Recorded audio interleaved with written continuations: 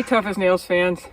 Thanks for joining us on the More Than Tough podcast. We're going to be hanging out with competitors from the Tough as Nails TV shows and catching up with them and just finding out interesting facts about what they did before they got on the show, things they were thinking on the show, and what they're up to now. So our first interview is with Kelly Murphy, known as Murph. And he's got some great insight to approaching life's challenges and just an interesting story. So I hope you enjoy it. And please send us your questions and comments to morethan.toughpodcast@gmail.com. We're just figuring this thing out. So I'm glad you're joining us for this journey.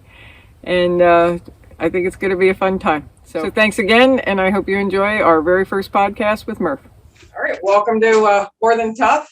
Today's guest is Murph from Tough as Nails Season 1. He is the champion of Season 1, and we're so grateful that he could join us today. Good morning, Murph. Hey, good morning. Thanks for having me. I greatly appreciate the opportunity to talk to you. I'm just so grateful to meet you today and just find out more about your experience on Tough as Nails and just catch up with what you're doing now. Before we get talking about Tough as Nails, let's just kind of go back to where it all started. Murph, could you tell us a little bit about, growing up and what makes you from your past experiences? Sure. I grew up in Southern Cal. I was actually born in Indiana. When I was 2, my parents moved to Southern California. We lived there till probably around, I was, I think, 13 years old. My mom worked in a factory. My dad's blue collar worker, construction. Used to take me to the job sites and stuff like that. So I grew up around, diesel engines, tractors, semis. We moved back to Indiana due to some financial stuff and lived in a small farm town. Did some farm work growing up, played a little bit of sports. I was an okay student. I knew that college just wasn't for me. So I checked out a bunch of trade schools and stuff like that. Then one day, and I checked out the military as well, talked to a recruiter here and there when they came to schools. But I was heavily influenced by some veterans in my community. My coaches they're all former Marines. I really looked up to them. What they had to say, what they talked about. And then one day in English, right before lunch, one of my friends turned around and said, "Hey, what are you doing after school today?" And I said, "Well, nothing." He's like, "Why don't you go talk to the recruiter with me?" He'd already joined the Marine Corps. He was looking for, that 1 or 2 people to join under his name so he can get, promoted out of boot camp. I didn't know that. I thought he was looking out for me at first. So I'm like, could have been a little bit of both, right? Yeah. So I went in and talked to the recruiter. I just remember walking in the office and there's that Marine, in the distinct uniform. And I was 17, he talked to me like I was a man. And I know one of the distinctive questions he asked is like, "Why should I let you join my Marine Corps?" Like, wow, that's a little bit different. All the other recruiters, were selling me on why I should join their branch. And this guy's like, "Why should I let you join my club?" Basically. Yeah. So I'm like trying to explain why I'm good enough to be a Marine. And, but it was right after we were done talking, I made my decision. And then I went home and talked to my parents. And then I think my parents kind of knew that's the direction I was leaning. My dad is an Army veteran from the Vietnam era. So, could we hear your pitch for why you're good enough to be a Marine?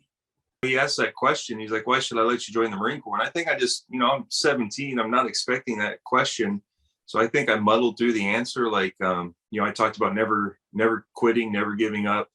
I was never the best athlete in high school, but I never quit. I always went to practice, never quit on the team, went to the extra practices if we had them.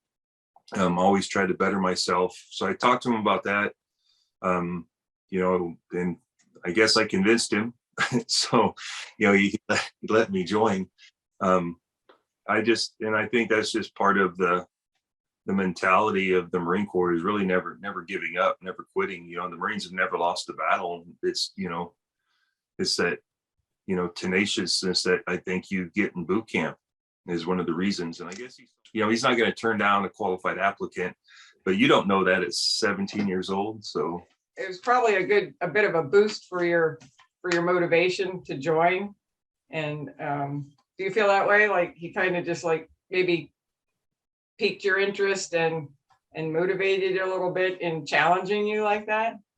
Well, I agree. I remember, so they scheduled me for MEPS actually later that week. And the recruiter said, hey, I'm going to pick you up outside the high school right at the flagpole at the end of school. I was a pretty quiet kid, didn't have a lot of friends, pretty shy. And then when I walk out the school door at the flagpole, there's that Marine in full dress.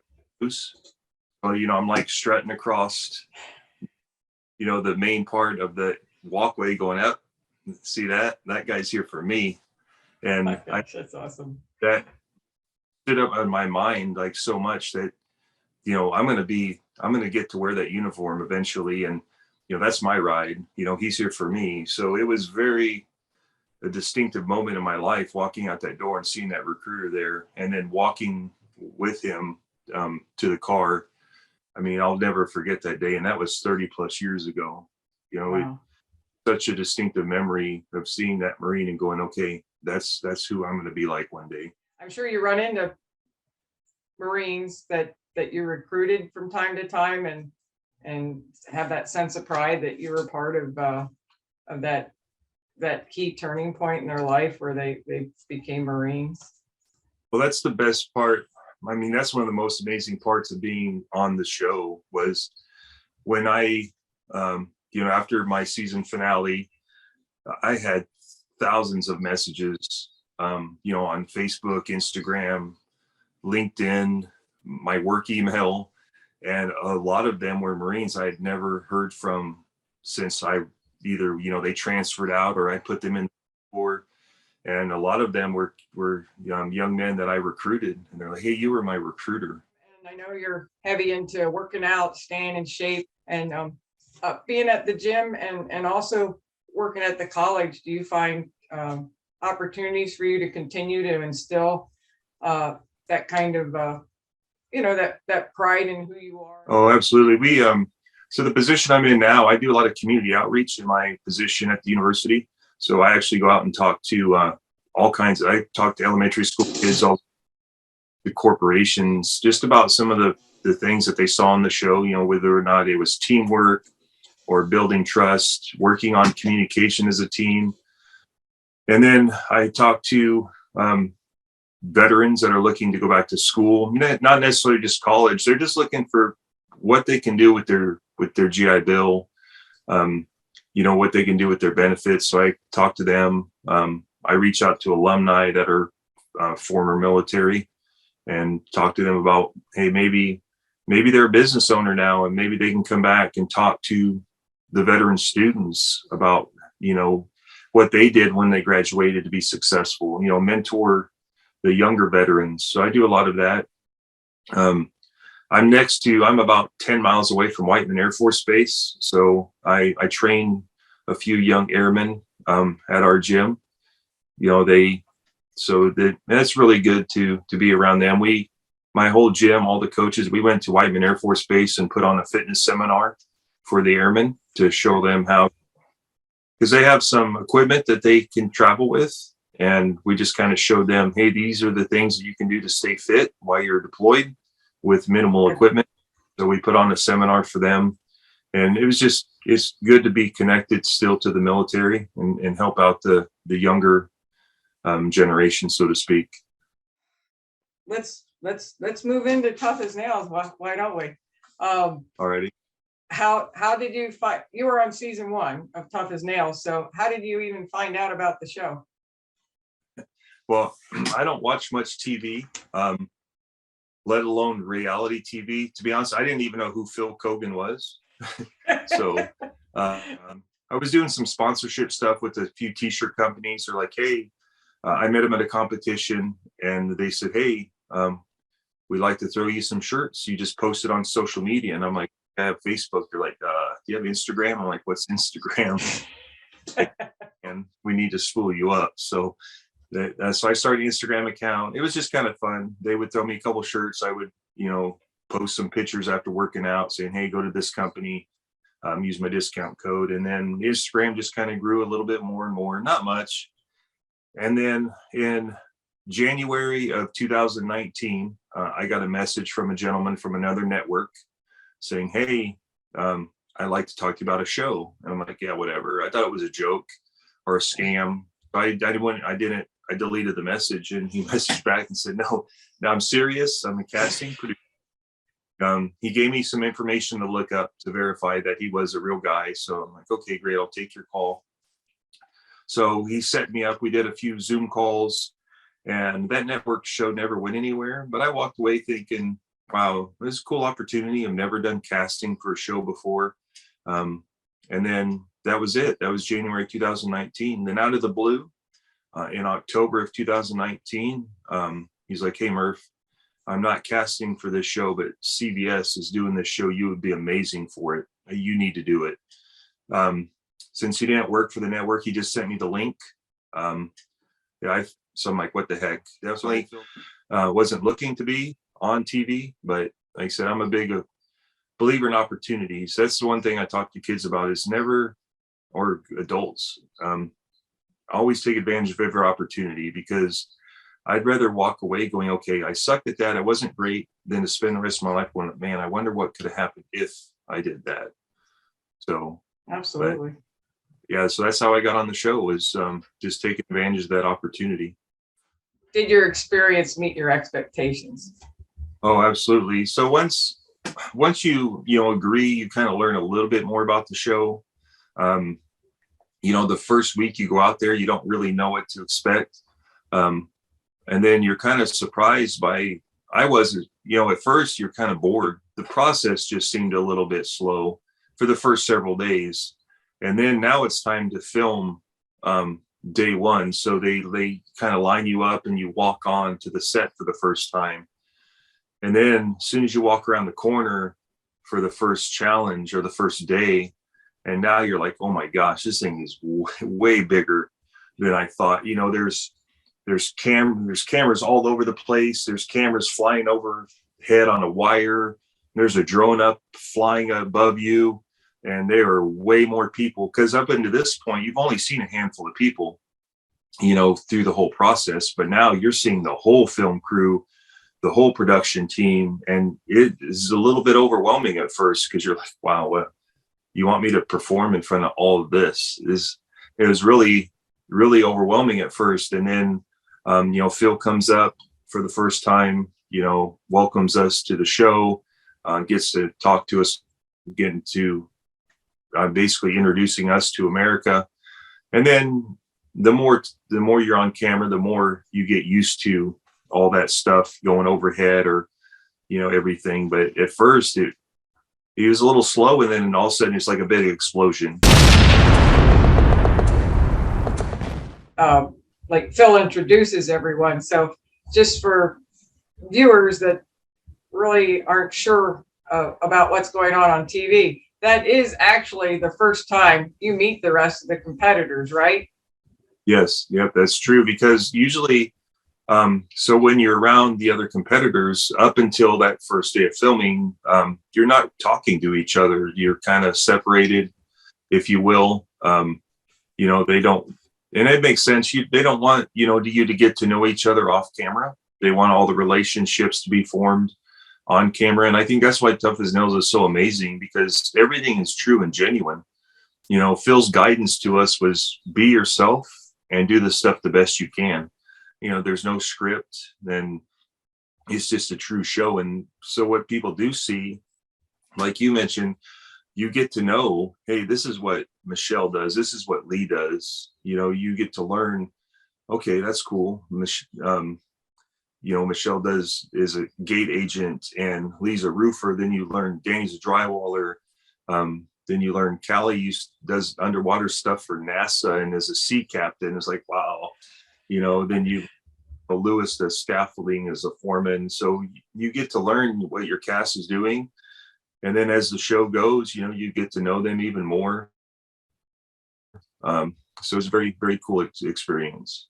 So on that first day, it's the competition isn't to eliminate an individual, it's actually to select the two people that are going to pick teams. Is that right? That's correct. Yeah. So your first day or the first episode, for us was 2 individual competitions, and you do the first winner gets first pick, and then you do another challenge, and the winner of that challenge, is your other captain, if you will, to pick teams. So I just know that, they describe the challenge to us, tell us what it is. Phil blows the work whistle. And then at that point, you just focus on what you're doing. You really forget all about the cameras. You forget about everything that's going on. You're just focusing on work and what you have to do. And then you realize that, that challenge is definitely within my wheelhouse. Moving heavy stuff over long periods of time. That's kind of stuff I do at the gym. And then you kind of get like a reality check of how hard the show's going to be, because you hear Phil saying, "Hey, Danny has this many bags." I'm like, "Wow, Lee has this many bags." You're like, "Well, I'm behind. This is something, I should be, better at than I am." So it's very eye-opening, that very first challenge. You're like, "Wow, you didn't win. Wow, that's not setting yourself up for success." But it's also good because, being humbled sometimes mentally is a good way to come back. And then the second challenge, I was horrible at. I joked around. Everybody built like a big brick wall. I think I built a curb. Curb was pretty. It didn't have too many flaws. It just, it goes to show that you can't be good at everything. But it was a great experience. I'd never laid brick before. So, I walked away from that challenge thinking, well, that's a skill that I have a great respect for now. And then now I kind of know how to do it. Still definitely no professional, but at least if I had to do something like that, I have a working knowledge of the tools and how to use them. Well, that first challenge, you weren't just moving heavy objects. You were moving them in a wheelbarrow and across, were those boards maybe 8 inches, and they had a couple turns in them. So it wasn't just straightforward. I pick things up and put them down. There's a little more to it. Yeah, it was. I think there were 2x6s, because I know the wheelbarrow wheel definitely did not. I mean, you only had a few inches on each side of that wheelbarrow wheel before you tumbled off. So, but it was definitely different. You're trying to tip the wheelbarrow up to maneuver around the corners. And then once you get off the boards, and you have to push that heavy wheelbarrow now through the sand, then up another board. And, so it was very challenging. I think I tried the slow but steady approach, just being cautious. I didn't want, because, you dump them anytime, you have to go back and reload and then start the course over. So my goal was not to dump any. It worked. For me, I think I finished, it was Danny, then Lee, I think, and myself for the first 3 finishers. So I felt pretty good about that. Those 2 were definitely some strong, good competitors. So, but it was also, like I said, eye-opening to how hard these challenges were going to be. I think it's a lot easier when we're sitting at home on our couches watching to say, "Oh my gosh, they can't even get that wheelbarrow," and it just kind of, Monday morning quarterback it when we're not even there. Do you find yourself doing that as you're watching season 2, season 3, and soon season 4? Or do you have a different perspective, right? Yeah, it's definitely a different perspective now, because now when you're watching it, you're like, wow. So on TV, maybe the challenge on TV lasts 20 minutes, but in real life, that challenge lasted over an hour.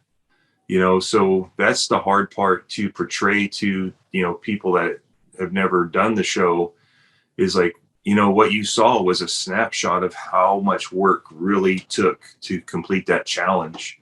Obviously they can't show the whole hour or more, but what they don't see is like how physically exhausting some of that stuff really is, and mentally exhausting too. You're trying to do something when you're tired, you keep failing at it, then you get more frustrated. So now you're trying to overcome the frustration and the fatigue.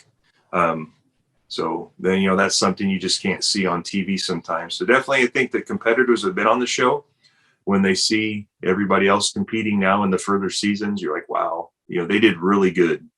Even though, America, or not America, but, maybe that person that's a little skeptical is going, that can't be that hard. And then we're going, oh my gosh, that must have been so hard.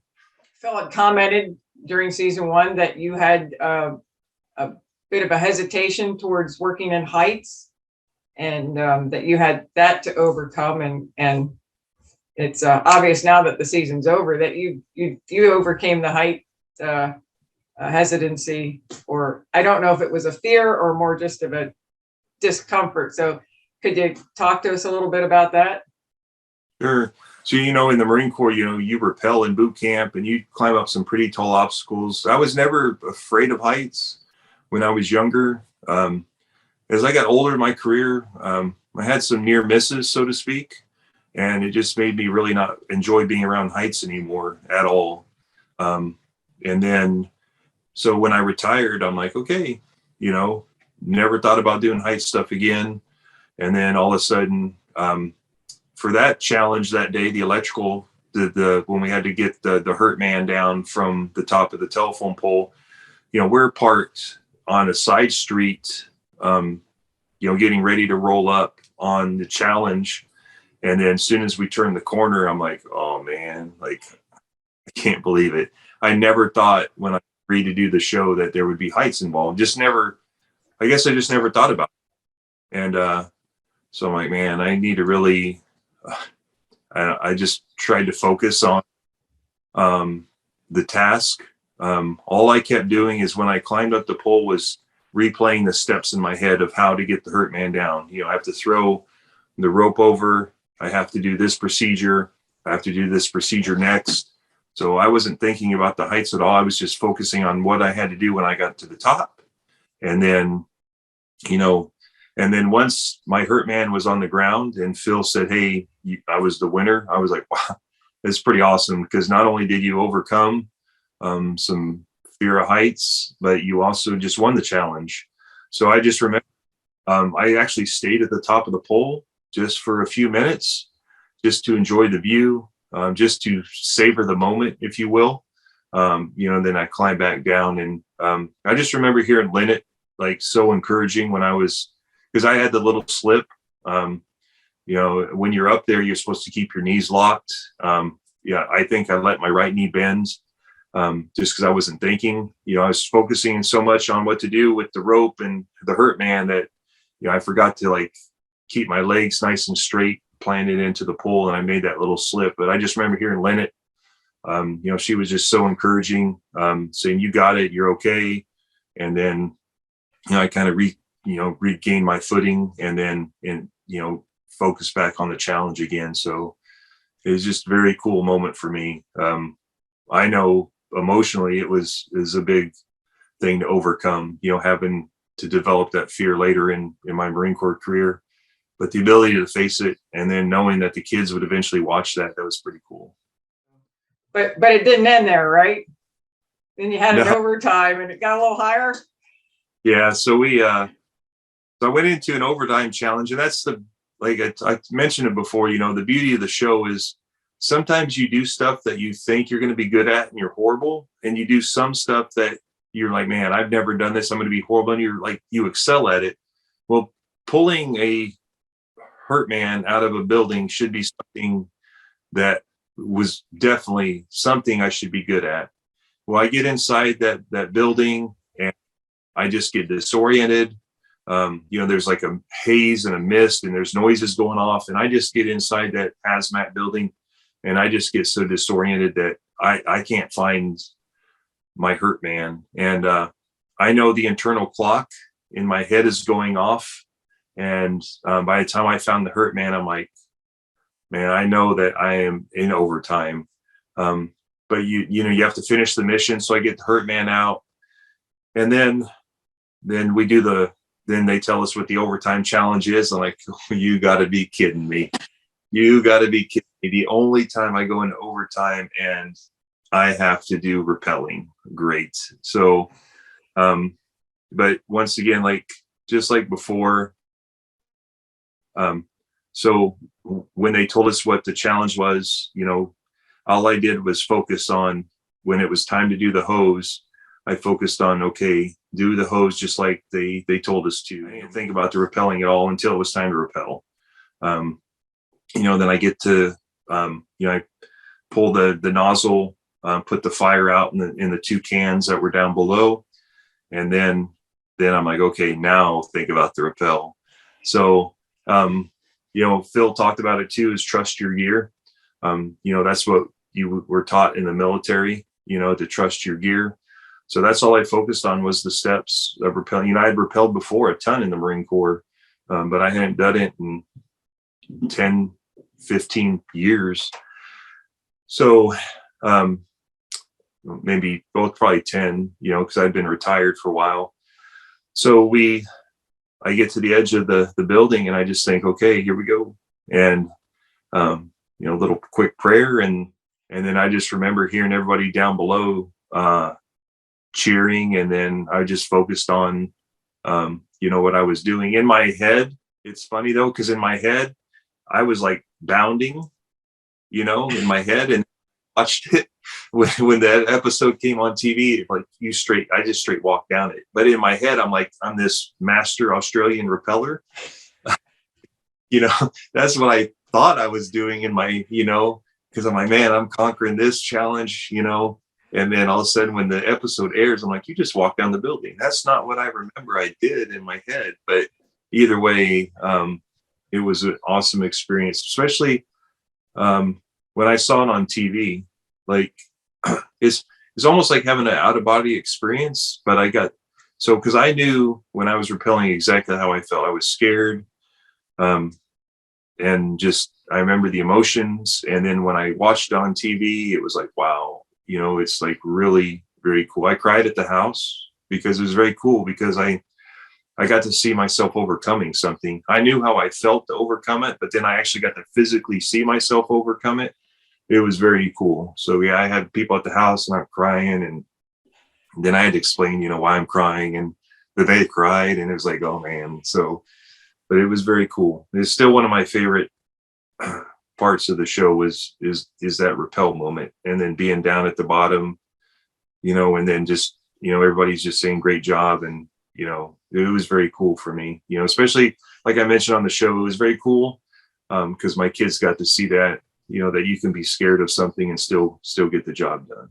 It's just people just genuinely trying to overcome, a challenge, overcome fears, overcome, different backgrounds, like learning how to work with new people. It's really snapshot of work life. Job, you get to know your coworkers, you get to know how they communicate, they get to know how you communicate. You learn how to work together as a team. So it's kind of like the military too. You go to a different unit, you transfer to a different unit, you get to know those people, usually in a short amount of time to accomplish a mission. In this case, it's to accomplish a job. So the show kind of reminded me of being in the Marine Corps as well. For that reason, is it very reminiscent of going to a different unit, getting ready to go on to deployment. So you got to get to know your fellow Marines. They get to know you. You get to learn about the mission, and then you go out and accomplish a mission together as a team.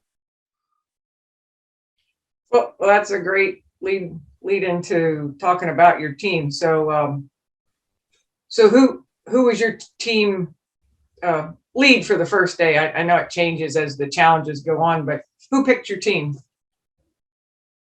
Well, Lewis was an absolute brick slayer. So, Lewis ended up winning the second challenge, and then he picked our team.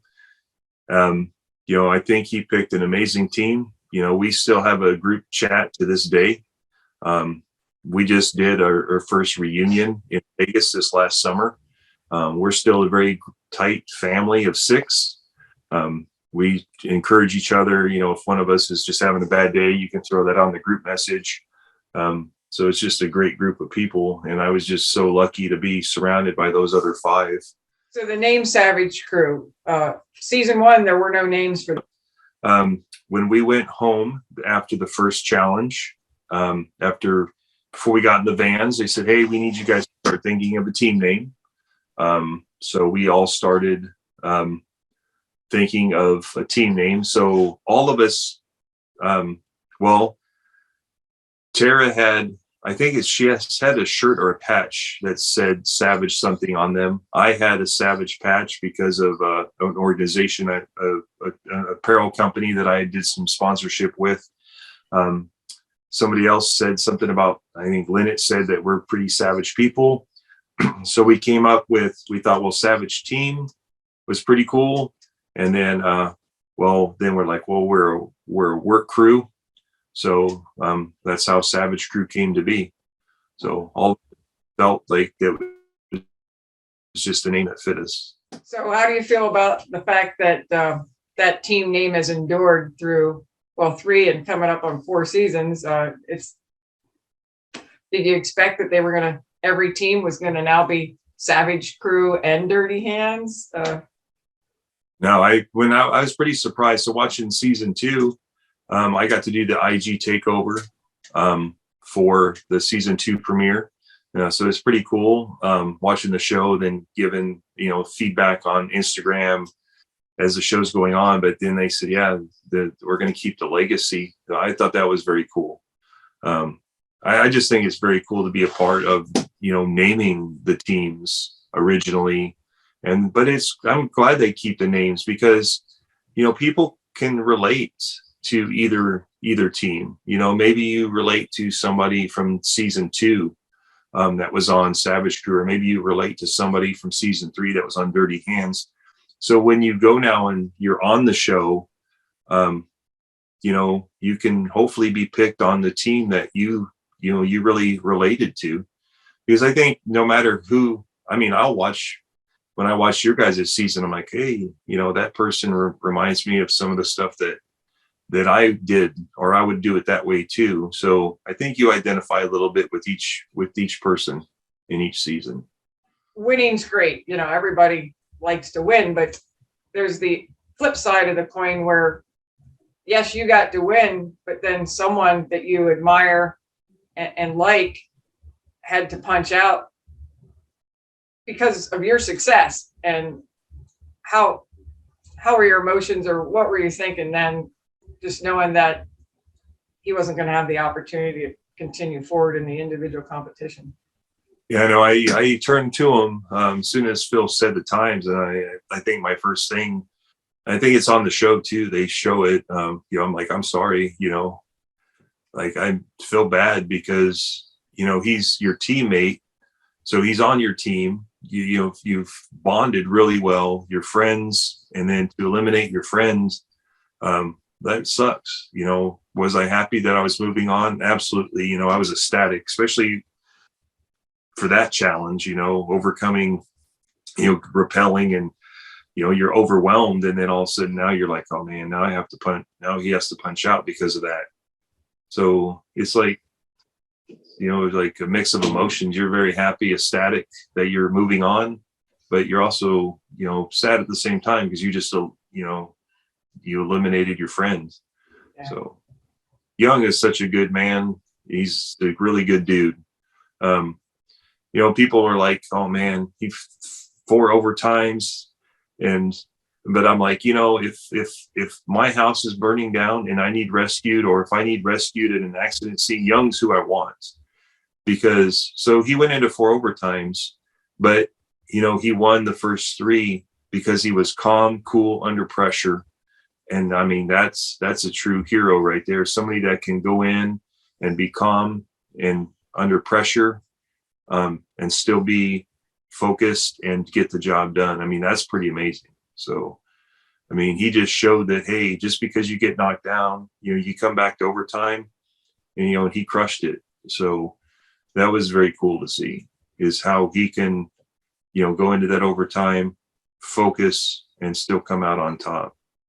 Yeah, Phil has some pretty funny comments. So he's like the king of dad jokes, but he knows when to bring the humor at the right time, so it's pretty funny.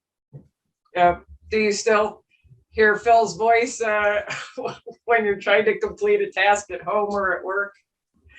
Yeah, times, it's like when I'm struggling with something or putting something together, you can hear Phil like, oh, Murph's falling behind. So like, all right, Phil, stop. The pressure, like I remember the alternator challenge, when we had to find the alternator, he's like, Murph, you're the last one to find a car. Murph, you're the last one to get a car. Let's go. Murph, you're the last one to get a car. Let's go. Murph, you're the last one to get a car. Let's go. So I don't need that kind of pressure. I know that I'm struggling to find a car, but to hear him shout it out, I'm like, oh man, this is not going to go well. So, he had a little extra verbiage there. I'm like, oh, I didn't need to hear that. Kind of a double question here. Has your life changed since you've been on Tough as Nails? And also then what are you up to now? Yeah, it has. So when the season finale aired, I got invited to go up to the Missouri State Capitol, met the governor, spent all day with different members of the House of Representatives, different congressmen, congresswomen, met a ton of them that sit on veterans communities. They gave me their personal cell phone number or email and said, hey, Murph, if you have a veteran that's in need, or if you need something addressed, reach out to us directly. That's an opportunity I would never have if it wasn't for the show. I would never have those kind of contacts to help veterans if it wasn't for Tough as Nails. So that's one of the best things about the show, is it gives me a different avenue to help veterans that I would never have before. And then some different opportunities have come up because of the show. Is pretty cool. I've never thought of modeling before. So I do some modeling for Ariat clothing, Ariat workwear. And I have some other opportunities coming up that I'll announce here soon. I have an acting coach. So I do some acting lessons now. My acting coach is in LA. I do some Zoom calls with him occasionally for an opportunity to do this television program.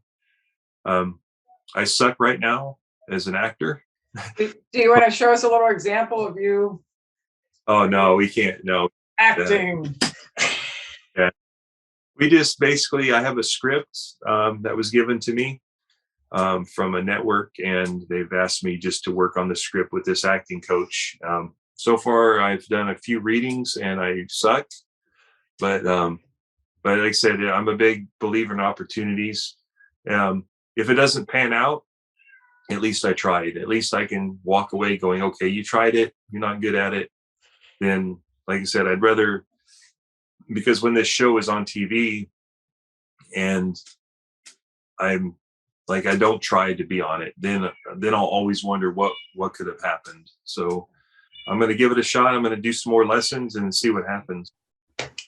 Season 4 is coming up, and I was wondering if you had any thoughts on maybe some of the occupations you'd like to see the competitors have, or if you have any thoughts on what some of the competitions might be, or what you think would be really neat to see.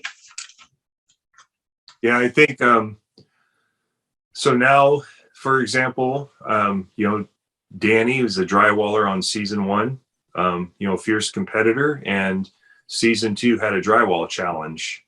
So I think so now I'm looking at season 3, and I'm looking at the different competitors, and I'm thinking, so for example, also season 2 had Freight Train, and then all of a sudden now season 3, we got another, like a delivery challenge. So I'm thinking, who from season 3 would, what trade would they grab to create a challenge? And I have no guesses right now. Like, I have no guesses on what they can do now, because I would have never thought that you guys would be repairing ski lifts like in the mountains. The Coast Guard challenge was amazing. So it's just the Phil's team comes up with some amazing challenges. So I have no guesses on